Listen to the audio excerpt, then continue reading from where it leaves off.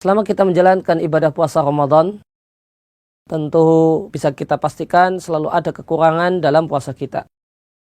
Boleh jadi kita melakukan ucapan-ucapan yang bernilai dosa, riba, atau ucapan-ucapan kotor, dan yang lainnya, yang tentu ini mengurangi nilai dari puasa yang kita kerjakan. Dan hal yang bernilai dosa dalam puasa kita tidak bisa kita hindari. Oleh karena itu maka di antara kemudahan dari Allah Subhanahu wa Ta'ala mensyariatkan kepada kita zakatul fitri yang tujuannya adalah untuk menutupi kekurangan puasa yang kita jalani.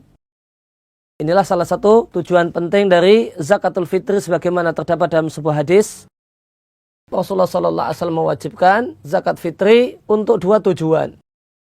Yang pertama adalah untuk membersihkan orang yang berpuasa dari ucapan-ucapan yang bernilai dosa atau omongan yang kotor.